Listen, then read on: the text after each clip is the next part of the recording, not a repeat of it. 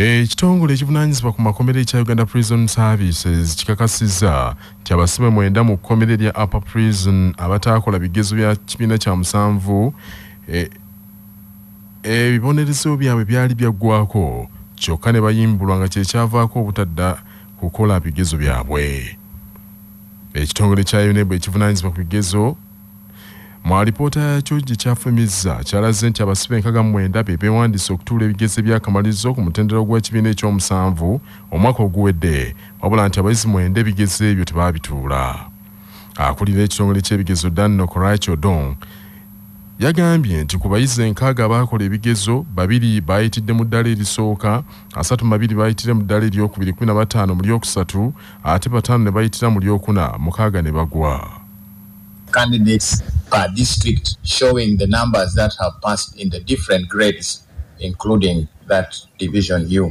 It is necessary to find out the causes and address them. The Uganda National Examinations Board maintains an examination center at the Uganda Government Upper Prison School in Luzira. This is in a bid to assist the prisons service in their efforts to rehabilitate the offenders who are incarcerated in there. 69 candidates were registered, and of these, 60 of them sat, and we don't know the reason why the other 9 were not there. Maybe they were released before the examination. Wabula ekyabayizi okugwa ebigezo n'abamu butakola bigezo byabwe ate nga beewandiisa kiraliikiriza bakulu minisitule by'enjigiriza era minisitule by'enjigiriza n'emizannyo omukyala omukulembeze w'eggwanga Janet Kataha Museveni yasinzidde wano n'alagira wabeewo okunoonyereza kukivuddeko abamu okwewandiisa ate ne batakola. As the children try to work hard themselves, the parents must support them, the teachers must support them, and also the Ministry of Education do everything it will take to support these children. Wabula kyabasa bwetuukidde omwogezi w'ekitongole ky'amakomera ekya Uganda Prison Services Frank Bayine agambye nti abasibe abamu baali bayimbulwa kyokka ne batasobola kuddayo kutuula bigezo. Ate ku kyokola obulungi n'okuyisa abaana abangi agambye nti olw'okubanga abasibe abamu baba bakuze emyaka nga basoma balina ekigendererwa nakyo kibayambako.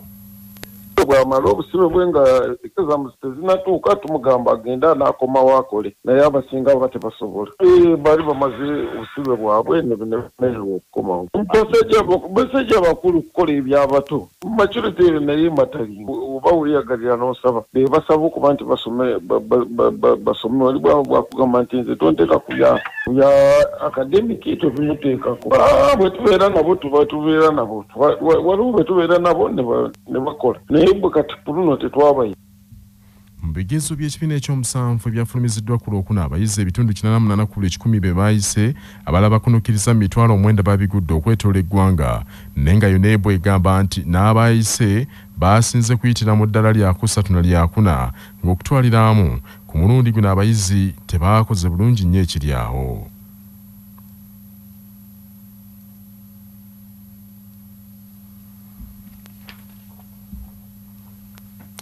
Ministry y'ebyokwerinda ekangudde ku ddoboozi eyagala ginnaye y'ebyensimbi efunye bunnambira ensimbi ezeetaagibwa okuwandiisa n'okutendeka abasirikale b'oku byalo mu nkola eyitibwa local defense okwewala obumenyi bw'amateeka mu ggwanga.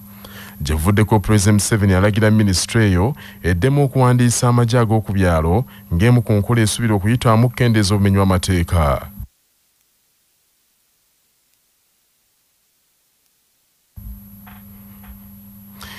Wabula Minister w'ebyokwerinda Vincent Flerio bamulanga kisempijja mu kwogerako n'ekyabasa agambye nti newankubadde batandise okuwandiisa abamu ku bavubuka mu bitundu eby'eggwanga eby'enjawulo obwetaavu bukyali bungi. Nga bwe mulabe Busia omuntu ava Kenya Kenya bwe tufiirwa Busia abe Kenya bwe nabaziika n'ogamba nti kubanga bo bebamu bafiirwa Kenya sayidi eri ogenda okulaba nga abeeno bonna wakazi abantu bagaddewo amayumba bagenze kuziika Kenya. Kitegeeza nti omuntu omulala yenna bw'abanga si mulungi ajjiramu asobola okusala kubanga bantu bawanyisiganya. Kakati ekisobola okumalawo obuzibu ennyo beba local defense kubanga wa local defense muntu aba wa kukyalo amanya nti ono ayina mu kitali kituufu tabanganze omusirikale gwe bajje Kampala ebombo n'engenda ku nsalo bonna sibategeera bamala ku ngambo ya adui so president yabadde mu tuufu okutulagira nti tutandika okuwandiika aba local defense batendekebwa era twatandika dda kutendeka aba local defense bayambe. Minisitoya agambye nti minisitule by'ensimbi zeebawa zikyali ntono nnyo nga tezimala kugusa mirimu gye bakakkalabya era nakakasa nti bayinza okuwalizibwa okuddamu okuteekamu embalirira ey'enjawulo olw'obwetaavu obwo.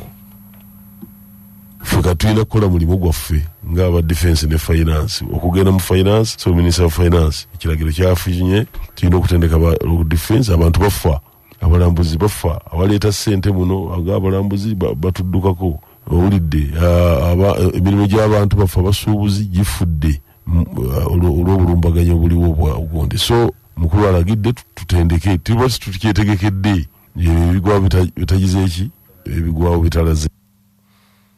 Ku nsonga y'emisaala gy'abasirikale gibaddeko okusika omuggo wa Ssempijja agambye nti kyakanyiziddwa ku bannassaayansi mu magye n'ebitongole ebirala ebyokwerinda emisaala gyabwe nagyo gyongezebwe okufaananako n'abakozi abalala. Ku misaala gyokka tuli mu ssente mpitirivu ze twetaaga ndowooza tuli mu biliyoni nga 19 misaala busaala okukavalinga obuzibuzibu obwo bwonna kubanga babaddewo n'ebitali bisasule bannaffe abaweebwa akasiimo pension nazo zikyaliyo kugamba tuba n'ebizibu tusangiddwa n'ebizibu so ebino byokutendeka tugenda kubigatta ku ebyo ebizibu byetusangiddwako eby'emisaala ate era naffe ng'aba defense bwe mutegeera emisaala gyaffe gyafuna okwongezebwa. Abatuuze b'e Namagera mu disitulikiti y'Ejjinja baguddemu entiisa batuuze banne babiri be bakubiddwa amasannyalaze ne gabattirawo. Abagenzi babadde bagenda ku mirimu gyabwe kwe kulinnya ku waya ebadde egudde wansi oluvannyuma lw'enkuba bikokye efudembye. Abagenzi Peter Biraze wa myaka 50 ne Muzira Budalla wa myaka 35 batuuze ku kyalo ekyo. Abatuuze abogeddeko ne Kyabbasa bagambye nti ababbirira amasannyalaze be batera okuleeta obuzibu olw'okuyisanga waya mu ttaka nga zifuuse za bulabe nnyo. Kangabwa wane Namagera Town Council akawaya kakubya abantu babiri afuirawo omu bamweta Peter owundi bamweta Adamu yaba bayiti bamwidi abaira otise muwumvu ayenga tagwa nsirimini atweya ku ekibuga kino Namagera Town Council yatugira amadi era abaira ali kujja kuiteereza nti abaira hunye ncho kujja kusala wali kawaya bakabandire kamukuba. Ssentebe wa Namagera Town Council Paul Baliddawa asabye gavumenti erowooze nnyo ku kyokkendeeza ku bbeeyi y'amasannyalaze abantu bakomye okugabbirira. Amasannyalaze nga gabakalizaawo babiri bona abafuirwa kintu ekyo tikinsamuyisa kuba tukubye omulanga ekimala gavumenti ekendeeze ku bbeeyi y'amasannyalaze nebikuleetera abantu bagenda aye nga ate ebbeeyi ebalemesa aye nga n'abantu bange ab'e Namagera ndi kubasaba beerale omuzi ogwo tegaanungwa. Manya obuvuna obuddo obw'eddembe lyo tonyigirizibwa ddembe lyo ery'obwebange. Okuzaala omwana tekikufuula mufumbo nga munnamateeka Luyimbazi Nalukoola bw'annyonnyola. Omusajja n'omukazi okuzaala omwana ekyo tekibaleetera kuba bafumbo era singa wabaawo omu ku babiri ava mu bulamu bw'ensi tekireetera mulala kufuna ku bya bugagga bya mugenzi nti olw'okubanga bazaala omwana. Okujjako nga waliwo entegeeragana ey'enjawulo gye bassa ne mu buwandiike gamba nga bakola bizinensi. Awe basobola omu okugamba nti ayina okufuna ku by'obugagga by'omulala olwa bizinensi gye babadde bakola. Naye abo tebayitibwa bafumbo olw'okuba bazaala abaana oba olw'okuba babadde basula wamu. Akulira ebyenjigiriza mu bulabirizi obw'ennamirembe The Reverend Nathan Mulondo akukkulumidde abataka b'omu bitundu okusirikanga obusirisi ng'ensi eno eyonooneka okuggwaawo. Reverend Nathan Mulondo nga yatwala obusumba bw'ekkanisa Apollo Kivebulaye Enkumba mu Busiro asinzidde maka g'omugenzi Beso Erisemanda Ennamulanda mu Busiro mu nsisinkano y'abataka abegattira mu kibiina kye baatuuma abataka twezuule n'agamba nti ebintu bingi nnyo byonoonese lwakuba abataka abo babivaako ne basalawo okusirika.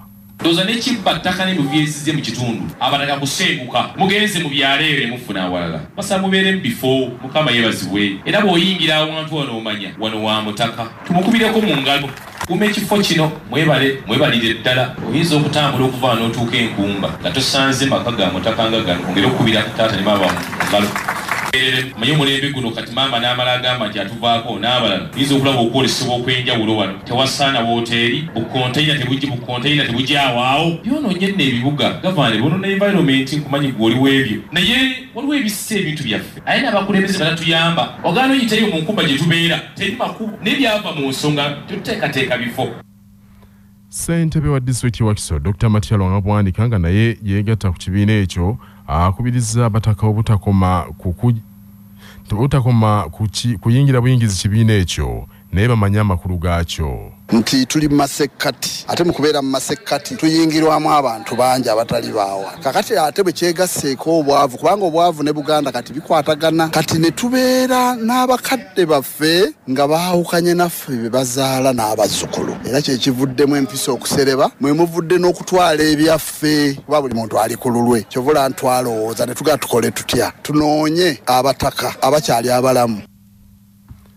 Abataka okubadde Gracious Mpatwa Mukasa Semanda Oswald ne mumyuka Musalisi Edward Bogere Kaweesa bakubiriza abavubuka ab'omulembe guno obutapapira bintu n'okumanya ennaku yaabwe. Mbadde mbasaba ekintu kino kye tulimu mukirere kubanga ffe tulina we tulaba oluusi we mutalaba. Eriiso ly'omukulu ekisinza okuba ekizibu kati eri abavubuka oba oli abo n'abakadde abamu kwe kulaba nti twagala nnyo okufuna amangu kyonna kye tuba twegombye kitutwaliriza ne tutukozesa ebintu.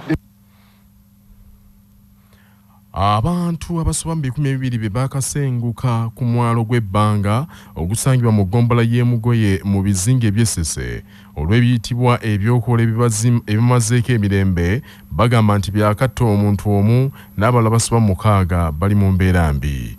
Omusasi waffe Lubulwa Henry ali mu bizinga ebyo. Okusinziira ku bamu ku batuuze abawangalira mu mwalo guno gw'ebbanga ogusangibwa mu ggombolola y'emugoye disitulikiti y'e Kalangala omuntu omu eyakafa n'abalala 8 ne balumbibwa ebiteeberezebwa okubeera amajiini ge bagamba gayitibwa ku kyalo okwo omuntu omu yali ayagala okwegaggawaza yekka na yekka kyokka abantu abalala abaleke nga basaddaakiddwa. Agnes Namyalo omu ku batuuze be twasanze ku mwalo guno yategeezezza nti abantu bamaze ebbanga ddene ng'ebyokola bibatawaanya ng'abamu ku bo basalibwa emisota abalala ne babonaabona. Human Rights Watch bavuddeyo ne bavunaana abajaasi mu ggwanga erya Burkina Faso okwenyigira mu kittabantu omwafiira abantu 6 nga bano baafiira mu bbomu eyakasukibwa amagye gano nga bano abajaasi baali bagamba nti bakasuka bbomu mu nfo z'abayeekera abatigomya eggwanga lino erya Burkina Faso. Bino byogeddwa Human Rights Watch nga bagamba nti kino ekikolwa ekyakolebwa kyali kikolwa ekyettemu era nga kino kikolwa ekityobola eddembe ly'omuntu. Human Rights Watch report gye bafulumiza ku lunaku olwokuna bavudde ne bagamba nti bomu ze bakasuka nga bakozesa drone kigambibwa nti bomu ezo zaali za mutawaana era zaali za bulabe eri abantu bamenya amateeka ag'olutalo. Kino kiragira ddala nti baali tebafuddeeyo nti mu bitundu ebyo mulimu abantu aba bulijjo ababeeramu. Kakati agamu ku mateeka ag'entalo kigambibwa nti bano abakulu bagamenya baali tebasobola kuwawula abantu aba bulijjo bannansi b'eggwanga erya Burkina Faso n'abayeekera abatigomya eggwanga lino erya Burkina Faso. Ekintu ekyaleetera abantu okuba nga bakafiiramu ate n'ebintu byabwe ne bisaanaawo. Kakati amagye gano gavaayo ne gagamba nti bo bagenda maaso n'okubanga battagetinga abatujju abatigomya eggwanga lino erya Burkina Faso. Wabula kigambibwa nti bomu eyasooka yakasukibwa mu katale k'abantu ate endala nekasukibwa era awantu awaali abantu abangi nga bano bali mu funeral. Kakati Human Rights Watch bagamba nti gavumenti eteekeddwa okukola okunoonyereza okumala okunoonyereza ku ani eyalagira ekiragiro eky'okukasuka bbomu era omuntu oyo eyalagira ekiragiro ekyo okukolebwa agende maaso n'okubanga avunaanibwa maaso g'amateeka era abantu abaakafiiramu famiri zaabwe zifune support babayambeko mu buli ngeri yonna okulaba nti bababeezaawo. Kigambibwa nti drone eyasookera ddala kigambibwa nti yakasuka bbomu mu August era nga bbomu eno yakuba mu bantu abaali mu katale ng'akatale kano kabeerawo buli wiiki era kigambibwa nti bino byatuukawo mu kyalo ekya Bolo okusinziira nti ekyalo kino mwalimu abayeekera aba Al-Qaeda. Kakati Human Rights Watch evuddeyo negamba nti ekitundu kino kifugibwa abayeekera abatujju aba Al-Qaeda. Kakati bbomu eyakasukibwa ate yo yakwata katale nga mulimu abantu aba bulijjo.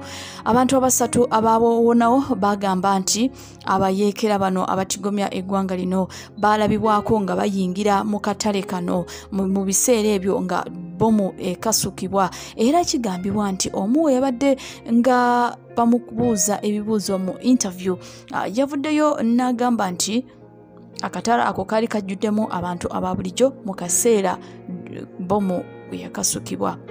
Bbomu eyokubiri bagikasuka mu mwezi ogw'omwenda ku kyalo ekimanyiddwa nga Bidi North Region kumpi ne booda y'eggwanga erya Mali era wano waaliwo okungubaga nga abasajja 100 be baaliwo mu kitundu kino. Alipoota evuddeyo n'egamba nti waaliwo era abatujju mu kitundu kino mu biseera ebyo bbomu we yakasukibwa wabula abantu 25 battibwa n'abalala ne bafuna ebisago. Stay tuned and don't forget to subscribe.